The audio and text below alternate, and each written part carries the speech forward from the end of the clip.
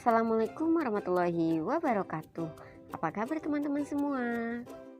Ibu doakan semoga dalam keadaan sehat walafiat ya. Hari ini kita akan mempelajari tentang benda dan sifatnya. Silakan simak video berikut.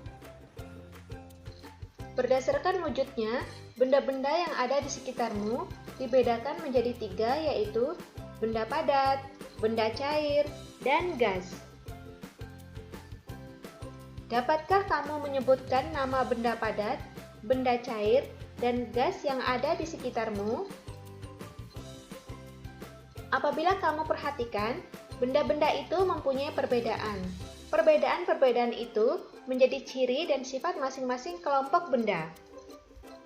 Untuk lebih jelasnya, mari kita uraikan masing-masing wujud benda tersebut. Yang pertama adalah benda padat. Benda padat ada yang keras dan ada yang lunak. Benda padat juga ada yang lentur dan keras. Adapun contoh dari benda padat yang keras adalah besi dan batu. Sedangkan benda padat yang lunak contohnya plastisin dan tanah liat. Contoh dari benda padat yang lentur dan keras seperti plastik atau gelas plastik. Sifat-sifat benda padat.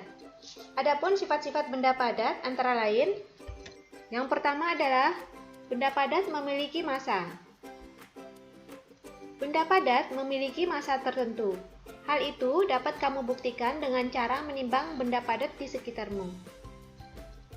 Yang berikutnya adalah benda padat memiliki volume yang tetap. Karena volume benda padat selalu tetap, itulah sebabnya kita tidak memasukkan benda padat ke dalam wadah yang ukurannya lebih kecil. Volume adalah ruangan yang ditempati oleh suatu benda. Volume benda dapat diukur dan dinyatakan dengan satuan mililiter atau sentimeter kubik. Yang berikutnya adalah benda padat bentuknya tetap. Benda padat tidak berubah bentuk jika dipindahkan ke tempat lain, seperti pensil, penggaris, penghapus, atau ballpoint tidak berubah bentuk ketika dikeluarkan dari dalam tasmu. Kemudian, masukkan benda-benda itu ke dalam gelas. Apakah bentuknya berubah? Tentu tidak kan? Pensil, penggaris, penghapus, dan ballpoint bentuknya selalu tetap. Yang berikutnya adalah benda padat dapat berubah bentuk karena dipengaruhi oleh sesuatu. Contoh, plastisin bentuknya dapat berubah jika ditekan. Perubahan bentuk plastisin dapat kamu manfaatkan untuk membentuk mobil mainan atau boneka pada pelajaran kesenian. Kertas dapat dibuat menjadi berbagai bentuk dengan cara dilipat. Kain dapat dipotong dan dijahit hingga berubah menjadi baju. 2. Benda cair. Benda cair yang paling sering kita temui adalah air. Air dapat berupa air sungai, air minum, atau air hujan. Adapun sifat-sifat benda cair, yaitu benda cair memiliki massa dan bentuknya berubah sesuai dengan wadahnya. Untuk benda cair yang memiliki massa, dapat kita buktikan dengan membandingkan botol kosong dengan botol yang berisi air. Manakah yang lebih berat antara kedua botol tersebut? Botol berisi air tentu memiliki massa lebih besar daripada botol kosong. Hal itu membuktikan bahwa benda cair memiliki massa.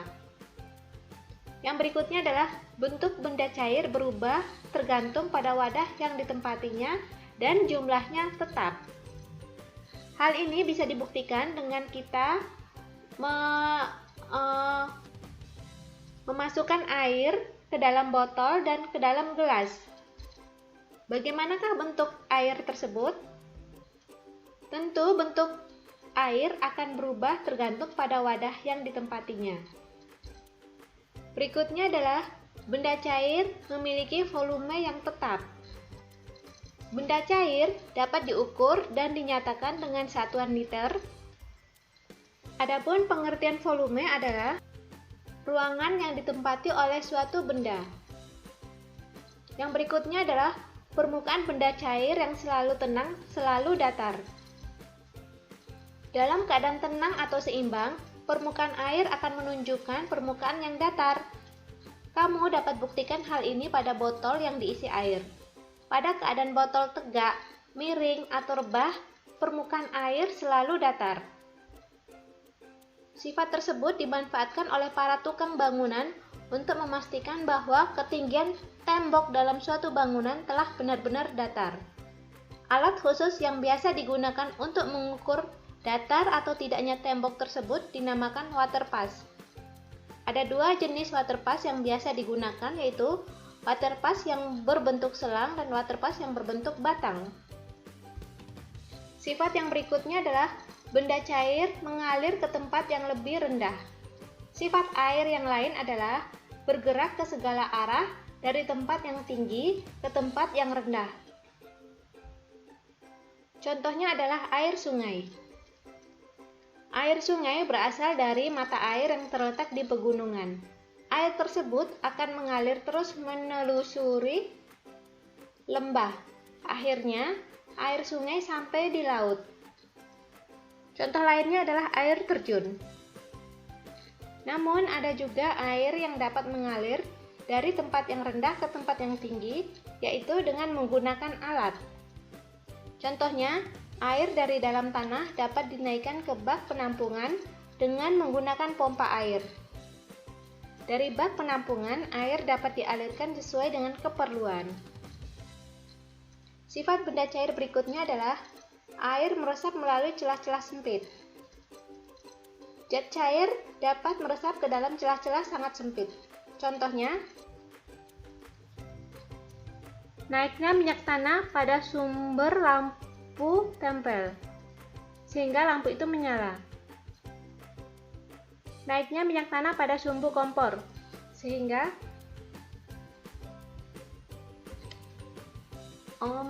naiknya minyak tanah pada sumbu lampu tempel sehingga lampu itu menyala.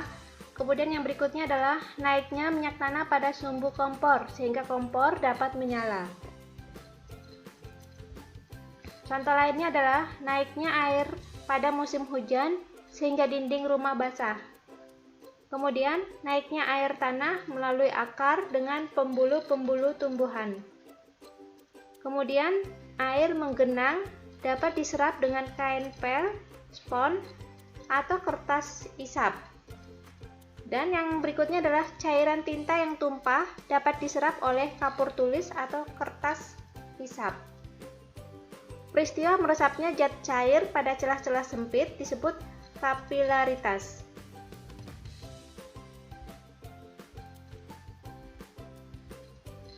Sifat benda cair yang berikutnya adalah benda cair menekan ke segala arah.